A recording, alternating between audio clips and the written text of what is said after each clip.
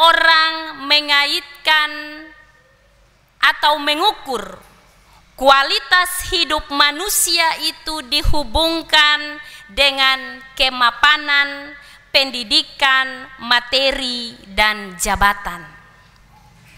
Karena itu tidaklah mengherankan bila banyak orang menyebut dirinya atau orang lain berkualitas dengan ukuran pendidikan yang tinggi, materi yang banyak, jabatan yang tinggi.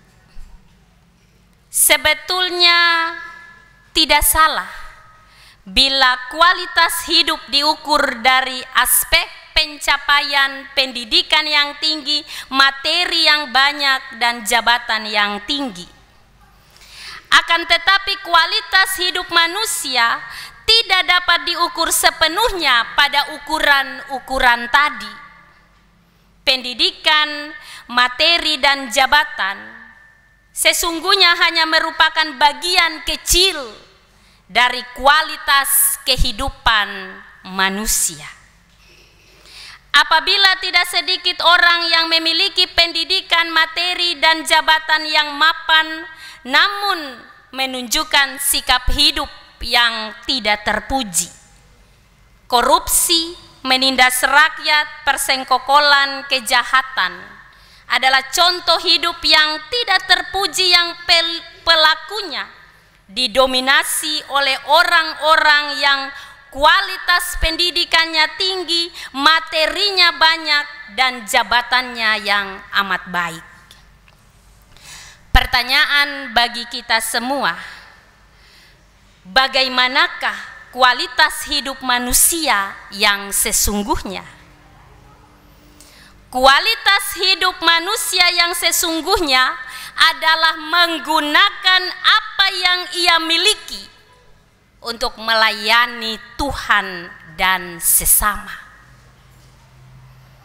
Ada 3 bagian penting yang akan kita jabarkan sesuai dengan tema HUT GPI Papua saat ini. Menata layani karunia Allah bagi gerejanya. Kita mulai dari kata menata layani.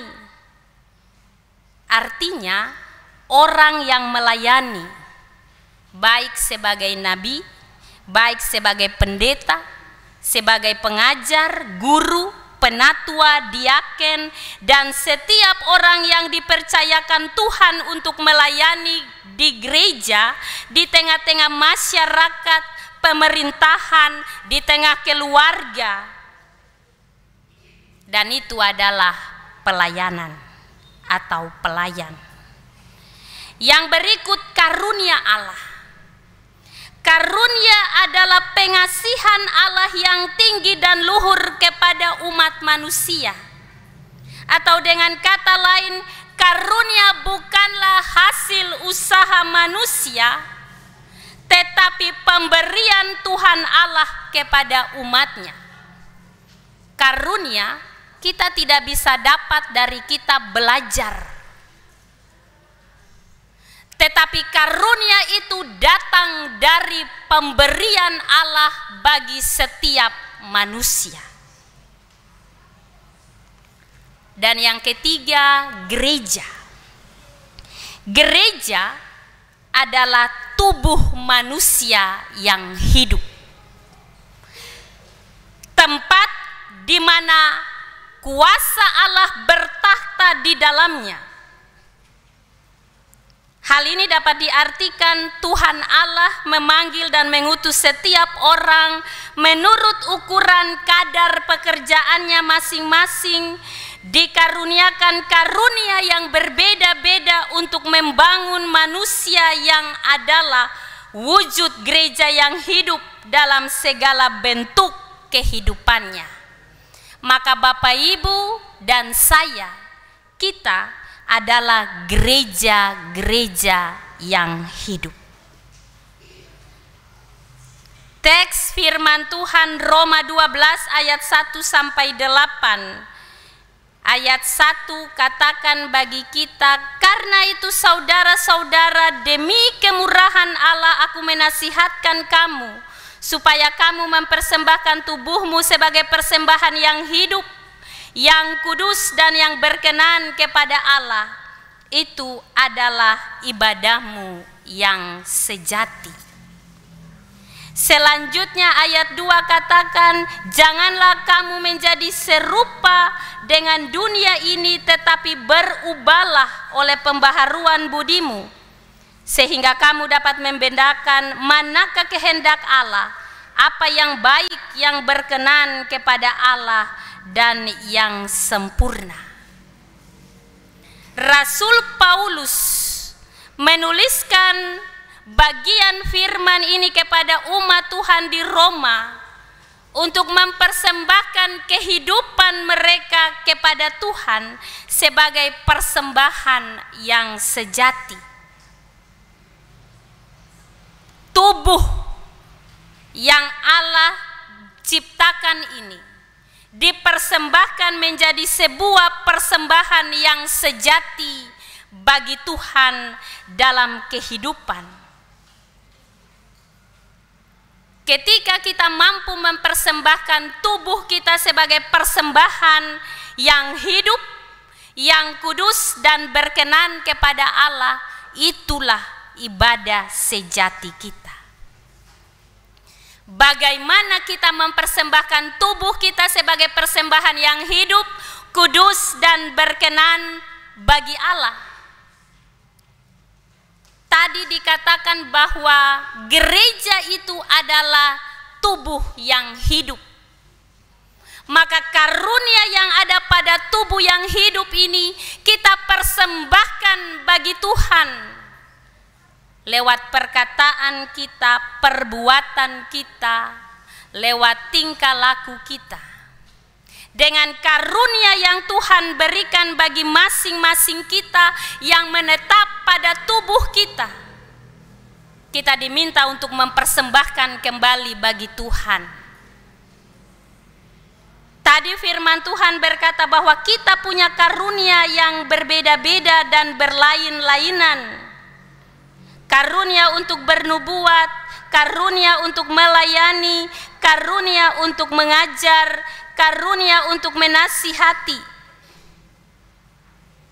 Maka karunia yang Tuhan Allah percayakan bagi kita, yang kita miliki, kita pergunakan untuk memuliakan Tuhan Allah dalam kehidupan kita dan membaginya bagi sesama. Terkadang Bapak Ibu kita diberi karunia, tapi kita simpan karunia itu untuk diri kita sendiri. Kita tidak mau bagi untuk orang lain, bahkan tidak mau mempersembahkannya bagi Tuhan, bagi kemuliaan nama Tuhan. Sementara kita ini sudah dipanggil untuk menjadi gereja yang hidup, menjadi batu-batu yang hidup untuk pembangunan rumah rohani bagi suatu imamat kudus.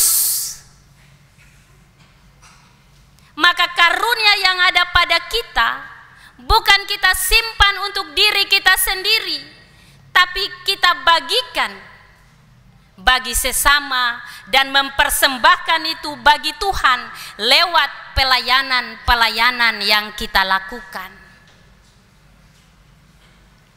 Ada orang yang punya kelebihan-kelebihan dengan talenta-talenta karunia yang Tuhan berikan, tapi tidak mau mempersembahkannya bagi Tuhan dalam pelayanan-pelayanan.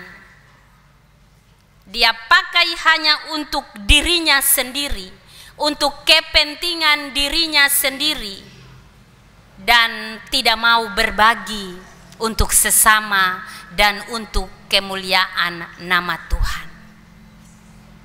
Kita belajar dari kisah pembagian tugas yang Tuhan Allah umpamakan dalam pemberian talenta. Ada yang dipercayakan 10 talenta dan seterusnya. Yang lain yang menerima talenta-talenta itu mereka pergi memperlabakan talentanya. Tetapi ada satu hamba yang pulang lalu tanam talentanya, dia simpan untuk dirinya. Ketika sang tuan kembali, apa yang terjadi? Kepada 3 hamba itu mereka masing-masing menghadap tuannya, lalu mempertanggungjawabkan talenta-talenta yang dipercayakan tuannya pada mereka. Hamba yang pertama dan kedua memperlabakan talenta mereka, tetapi yang ketiga menyimpan. Lalu Tuhan bilang kepada hamba yang ketiga, "Hai hamba yang pemalas, tercampaklah engkau ke dalam api neraka." Maka apa yang ada pada kita, mari kita bagikan kepada sesama, bagikan dalam pelayanan-pelayanan bagi Tuhan, bukan simpan untuk diri dan kepentingan diri, karena pada akhirnya tidak akan berbuah bagi dirinya, bagi keluarganya, bahkan bagi kehidupannya. Tetapi kalau kita memperlabakan, membaginya bagi sesama dan bagi Tuhan, Tuhan akan memperlabakannya bagi kehidupan kita. Bapak Ibu jemaat yang dikasihi dalam Tuhan Yesus Kristus, karunia Allah yang diberikan kepada setiap manusia atau setiap orang diberikan oleh Allah menurut ukuran kadar masing-masing, sebab Tuhan tahu kemampuan kita, kapasitas kita untuk mengelola karunia yang dipercayakannya bagi kita. Ketika kita mau mengembangkan karunia yang Allah percayakan itu dengan baik, maka Dia akan memberkati apa yang kita lakukan untuk hidup kita, keluarga, pribadi, rumah tangga kita. Firman Tuhan ini mengajarkan kepada kita tentang sebuah persembahan yang benar, bahwa tubuh, jiwa, dan raga kita dipersembahkan untuk melakukan apa yang dipercayakan oleh Tuhan bagi kita. Kita diciptakan oleh Tuhan punya maksud dan tujuan. Tidak asal jadi Tuhan ciptakan kita dan menempatkan kita di dunia ini. Tetapi Tuhan punya maksud dan tujuan bahwa seluruh hidup kita harus diberdaya gunakan bagi pertumbuhan rumah rohani dalam persekutuan sebagai satu tubuh Kristus atau gereja. Karena Bapak, Ibu, dan saya, kita adalah batu-batu hidup yang dipergunakan untuk pembangunan rumah rohani. Maka pekerjaan yang dilakukan sebagai pendeta, penatua, diaken, pengurus wadah-wadah kategorial, badan-badan pembantu, sebagai pegawai negeri, pegawai swasta, ibu rumah tangga, ojek, sopir, tukang bangunan, pedagang, penjual sayur, asisten rumah tangga, hendaklah pekerjaan atau tugas itu dikerjakan dengan tulus, dengan segenap hati, dan tidak dikerjakan dengan persungutan. Sebab yang tadi saya katakan, kita diciptakan untuk maksud dan tujuan Allah sendiri. Maka pekerjaan yang kita lakukan sebesar dan sekecil apapun bukan untuk dipuji, bukan untuk cari nama, bukan untuk menganggap diri ini lebih baik dari orang lain, suka bergosip, melihat kekurangan orang lain, menilai orang lain dengan hal-hal yang negatif, merasa diri paling hebat, paling suci, dan lain sebagainya. Tetapi makna dari mempersembahkan tubuh sebagai persembahan yang hidup, yang kudus, itu adalah ibadah yang sejati.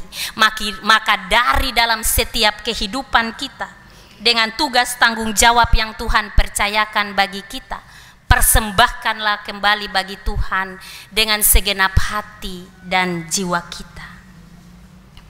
Ibadah bukan hanya formal di gereja, di unit sektor, tetapi ibadah yang sejati adalah mempersembahkan diri, bagaimana menggerakkan seluruh jiwa raga kita setiap waktu melalui pikiran, perkataan, dan perbuatan kita untuk melayani Tuhan dengan sungguh-sungguh, untuk melayani sesama dengan sungguh-sungguh.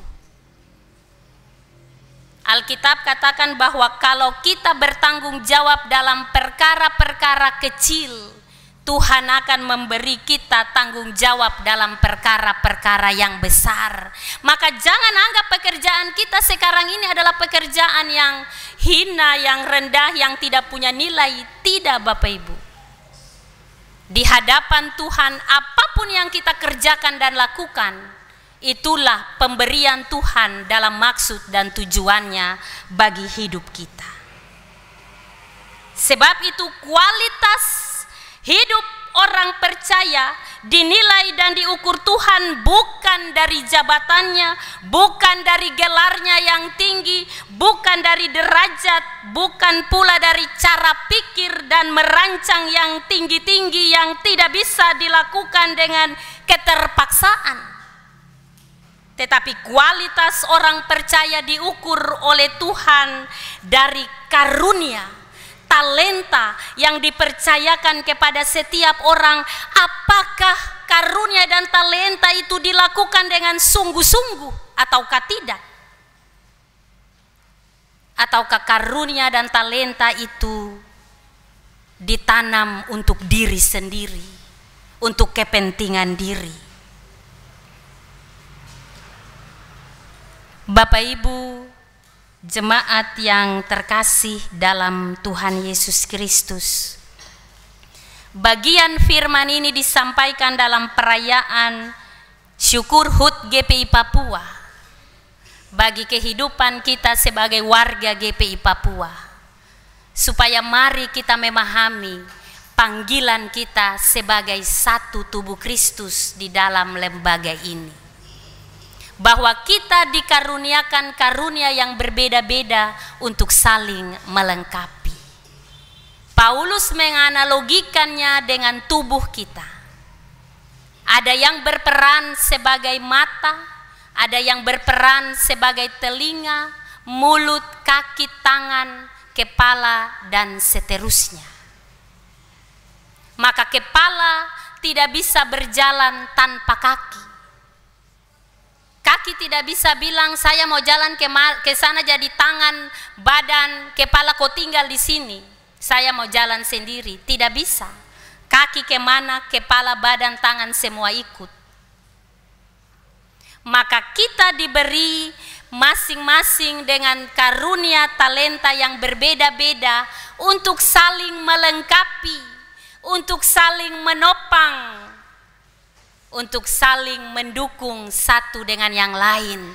Sebab dalam kebersamaan dan persekutuan itu ada kekuatan, dan jika di dalam kekuatan itu maka kita akan mampu membangun tubuh Kristus ini, gereja ini, dengan teguh ke depan. Sebagai warga GPI Papua dalam mensyukuri 38 tahun pergumulan pelayanan yang telah dijalani, maka kita diminta untuk menjadi orang-orang percaya yang ada di dalam lembaga ini untuk berkualitas dalam kehidupan kita sebagai orang percaya. Sebab kita adalah batu-batu hidup yang akan dipergunakan untuk pembangunan rumah rohani bagi Tuhan Allah. Maka apa yang ada pada kita dengan karunia yang Tuhan percayakan bagi kita, jangan simpan untuk diri, tapi mari kita gunakan berbagi dengan sesama dan melayani Tuhan dengan apa yang telah Tuhan berikan bagi kita. Sebab kita semua diberkati Tuhan dengan karunia dan talenta yang berbeda-beda untuk saling menopang, melengkapi satu dengan yang lain sebagai satu tubuh Kristus, satu gereja yang hidup. Bapak Ibu jemaat serta anak-anak yang dikasihi, mensyukuri karya Tuhan dalam menghadirkan GPI Papua di tanah ini dan memasuki usia 38 tahun di bumi cendrawasih ini. Banyak hal yang sudah kita buat, tetapi ada banyak hal juga yang perlu kita benahi.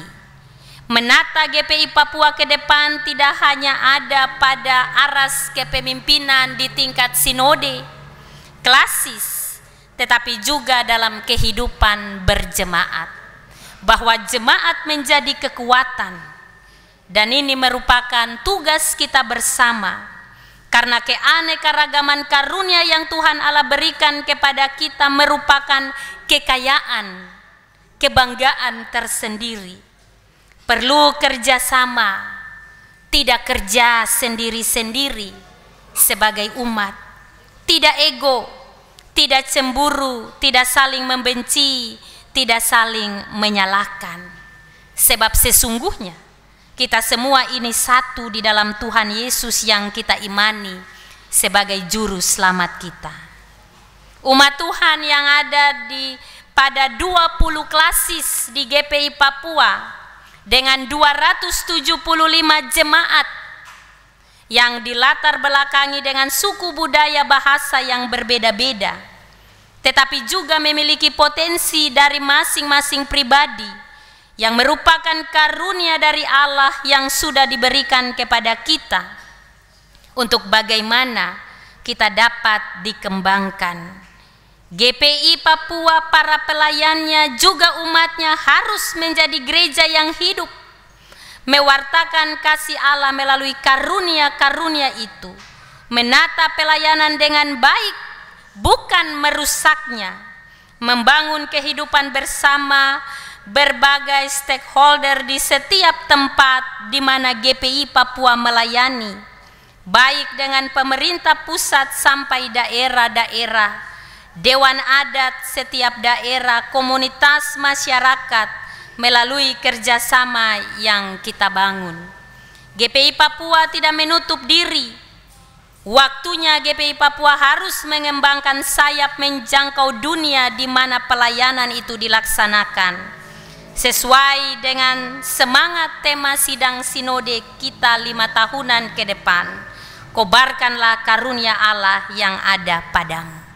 Maka Bapak Ibu dan saya, kita sebagai warga GPI Papua, mari kita menata layani karunia Allah yang ada pada masing-masing kita untuk pengembangan GPI Papua yang kita cintai, tetapi juga untuk diri, keluarga, dan pelayanan di jemaat di mana kita berada. Tuhan Yesus memberkati kita dengan firman-Nya. Selamat merayakan hari ulang tahun GPI Papua yang ke-38. GPI Papua jaya terus. Amin. Kami tetap melaksanakan misi kami, Gereja Pentecostal Indonesia di Papua, membawa damai dan sejahtera